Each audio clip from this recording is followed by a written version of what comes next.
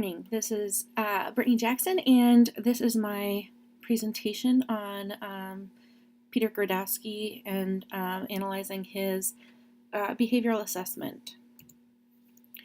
So the target behavior for Peter that I identified was placing his hands, legs, or tongue on other students that may cause harm, such as hitting, punching, licking, kicking, pushing.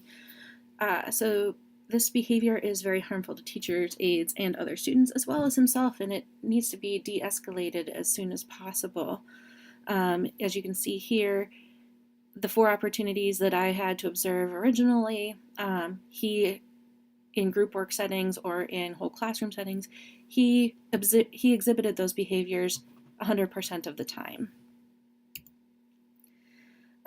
So the positive replacement behavior for Peter that I identified was to have Peter walk away or to talk or speak with his teacher, aide, or classmates if he becomes frustrated or angry for any reason.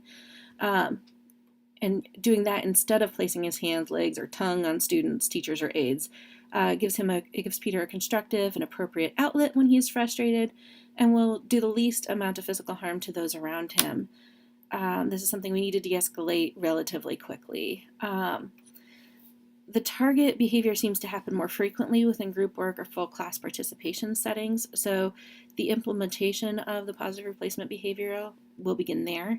So for each instance of group work or full class participation that occurs within a class period, that'll count as one opportunity to practice the positive replacement behavior.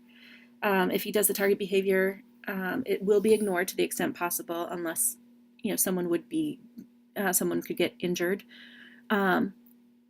But it should be managed in a calm manner, so as not to draw attention to the behavior itself, but explaining to him calmly that this behavior is unacceptable and making sure that he's removed from that situation. But if he does a positive replacement behavior, so he walks away or he goes and talks to the person instead of hitting, punching, kicking, etc.,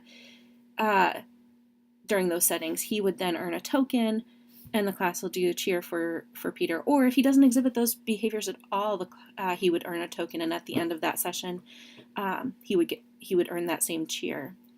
The choice to focus on these target behaviors is really because, again, they may cause harm to the teachers, the aides, other students, and to himself.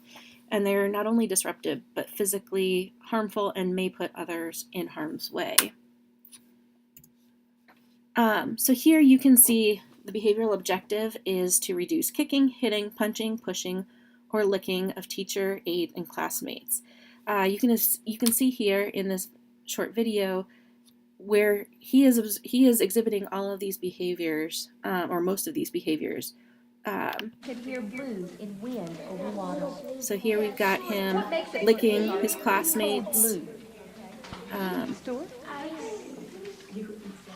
And see, oh, there he goes again to lick. And he becomes kind of aggressive in his licking, or attempting to lick his classmate Akali there. Right here, Peter. His behavior was inconsistent, a little unpredictable. The kids were taken back by it. Even I was taken back by it. See, and then here he's physically climbing something, which could cause harm. I didn't specifically address this one in my behavioral objective, but he definitely needs it. Putting out fires, so to speak, being on guard at every moment, watching the other children very carefully, watching Peter very carefully. Oh, and here he's pushing people's heads together. Try your best. He's physically harming his classmates, even though he clearly thinks it's a joke. He's harming them. And here we're going to see him kick his classmate. See, he attempts to push him or hit him. His classmate's intervene. And now he's going to push. And then he's going to kick here in a second. And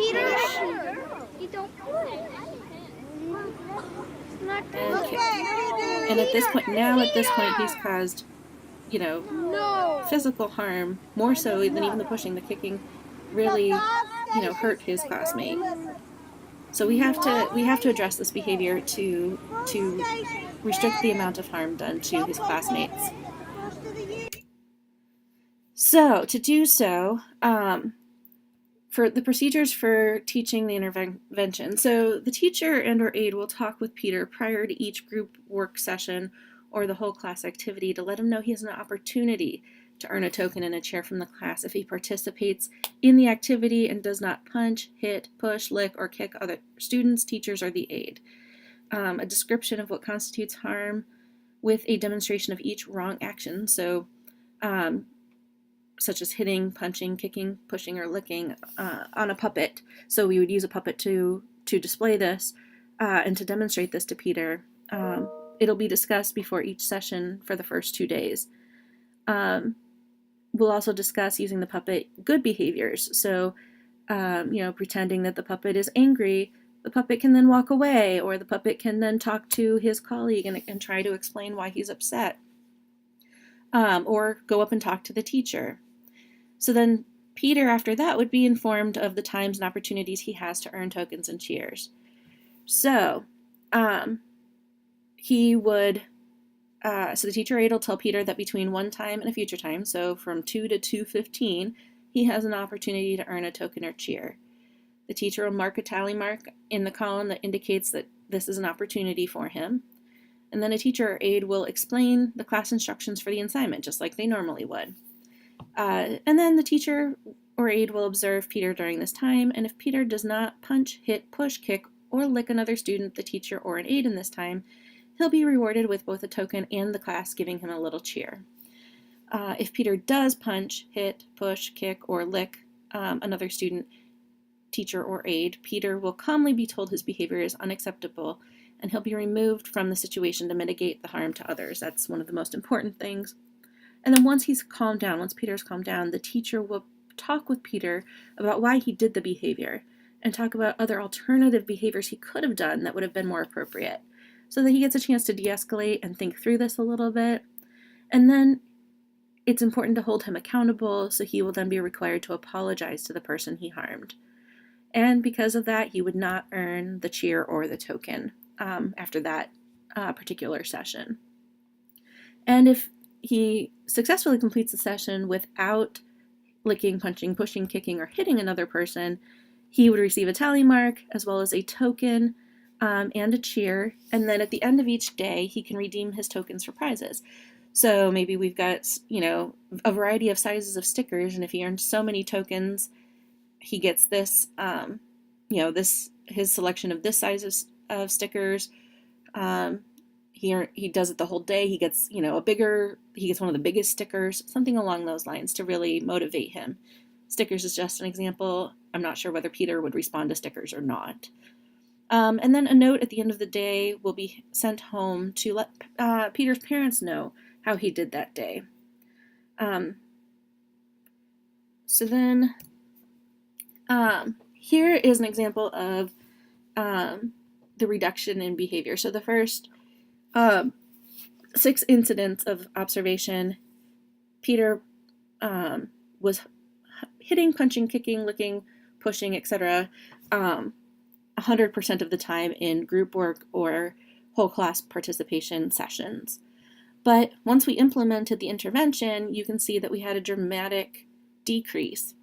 So around session 7, we went down to about 30% of the time that he was doing those actions. So in the data presented, there are a total of 21 data points indicating the percentage of time that Gradowski was exhibiting the target behavior. So 6 of those data points are located in the baseline data and 17 are located in the intervention data. So this is sufficient data to have a positive finding. And then in the baseline data, the variability is neutral because it doesn't change. It's 100% of the time, the whole time, so therefore it's stable. And in the intervention, there was 1 point that fell outside the upper boundary for variability. So this indicates that the data is relatively strong and stable, but there is a slight variability. And this also means, the mean for the baseline data was 100% as he presented the target behavior at every opportunity observed. But then, if you look at the intervention data, the mean of the intervention data was 19.2%, which shows a positive, significant decrease in the target behavior during observations. The trend is negative, indicating that the number of incidents of the target behavior is steadily decreasing, and an immediate change is present, going from 100% to 30%, which indicates a strong intervention. Within the intervention data, the maximum percentage the target behavior occurred was 32%, whereas the minimum percentage the target behavior occurred was 10%. And then this shows that there's 0 points of overlap to the baseline data, which show the sign of a very strong intervention. It also showed the intervention shows a functional relationship, as 100% of the intervention data is below the baseline data. So in the end, this intervention was very successful. It didn't eliminate, but it did significantly reduce the number of times that Peter was hitting, licking, punching, kicking, pushing his classmates or the teacher or the aide. So definitely worth pursuing with Peter, and we can modify appropriately as we move forward.